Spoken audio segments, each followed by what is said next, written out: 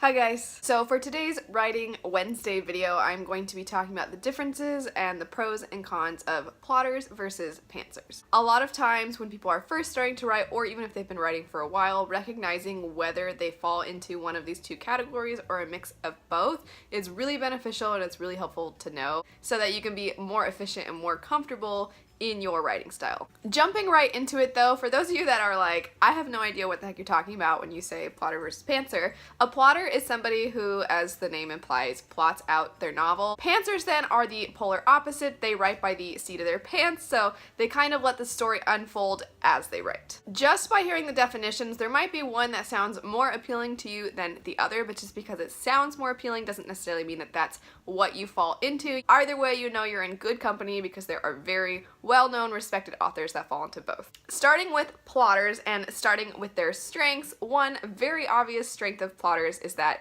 you map out everything before you start writing. This allows you to have a very clear and concise direction to your story. It's not usually unclear for readers where the story is going. Pretty much from the beginning, you get what the antagonist is or who they are, and then you figure out what the protagonist needs to do to overcome that. A second benefit is that because you know where you're going, you can lay out all the hints to what you're eventually leading up to along the way. If you guys have read Mistborn or any of the Jim Butcher books, you know that both of those authors are fantastic at putting subtle hints along the way that later make you just freak out. A third really great strength of plotters is that they usually have really conclusive endings. Because you've been working towards a certain goal the entire time, or the protagonist has, when the ending comes, it feels very complete. It's the most complete of all endings. You don't feel like you're missing out on something. It doesn't feel underwhelming. It feels like the ending. And the fourth, really probably arguably best strength of plotters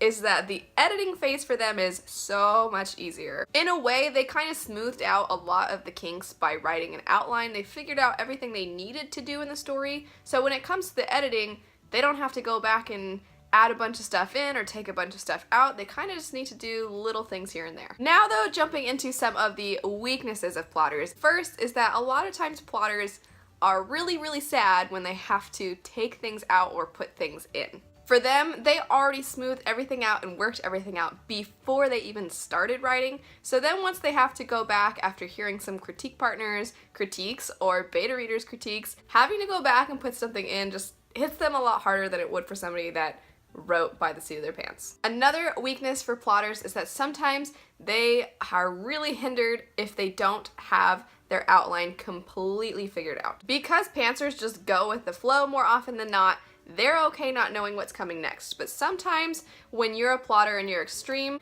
sometimes you can't start writing until you figure all that out, and it might take you forever to figure everything out, and then you have a lot of lost time that you could have spent starting your story. A third thing to watch out for if you're a plotter is that sometimes, because you've laid all this groundwork and you've put these hints in, you could have made it too obvious and actually made your story really predictable. It can end up feeling like it's the same story everybody's read before. And lastly, the biggest weakness for plotters is that because they're plot driven, they've figured out the plot and they're aiming everything towards the plot, the characters are fit inside the plot instead of having the plot fit around the characters. This is a negative sometimes because it makes your characters have less depth. The story is kind of already laid out and you're figuring out how to put the characters in it, and so you have to shape the characters' personalities around what's going on instead of the other way around. This is not always the case. Obviously, if you can think of some of your favorite authors who you feel are very much plotters, they have great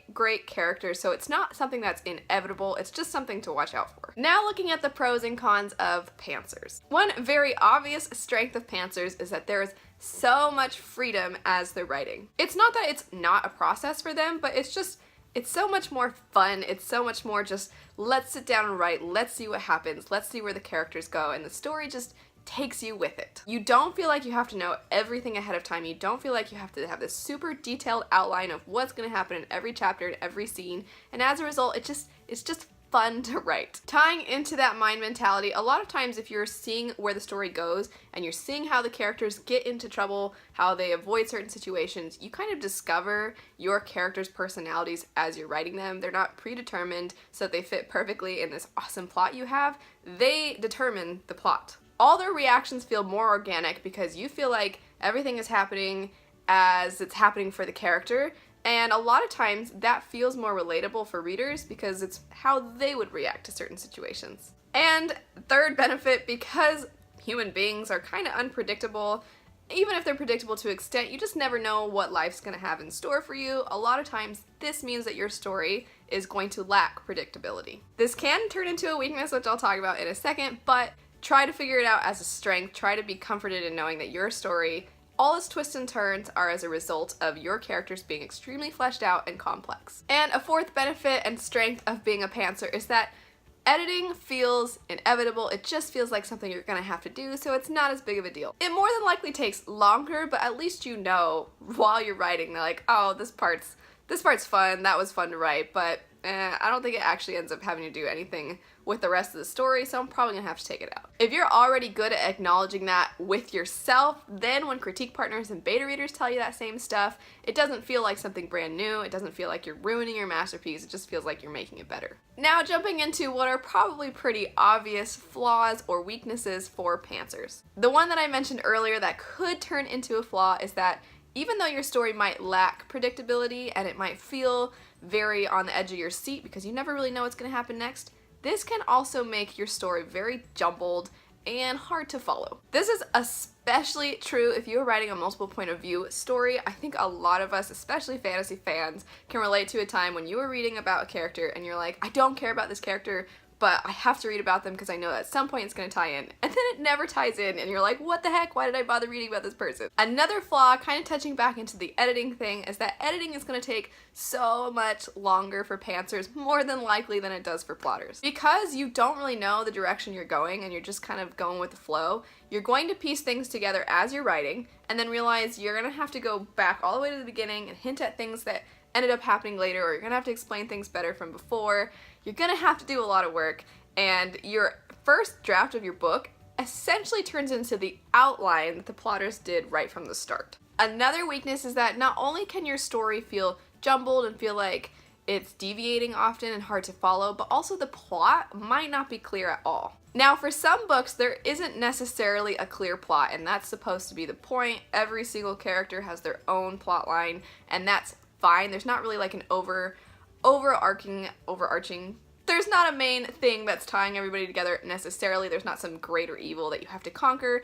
It's just problems that have to be overcome for each person, and those people are all connected because they're involved in each other's lives. That is very different from somebody who wants to have a clear, concise plot, but happens to be a pantser and wasn't quite able to get the plot lined up properly when they were first starting. And of course, one of the biggest weaknesses for pantsers, and one that is really easy to identify in professionals' works, is that the ending can feel very underwhelming. Your story might not have laid out things along the way. You didn't say, hey reader, look at this little detail, it's gonna come up later. You didn't do that, and maybe your story was great regardless, but as a result, the ending just kind of happens. There are some endings that are meant to just happen. The main theme of the story is not, look at everybody won or everybody lost, depending on the kind of story it is. It's just kind of like, oh, life goes on. And that can be a really poetic, artistic ending, or it can be kind of one of those things where readers are like, ah, man, that sucked.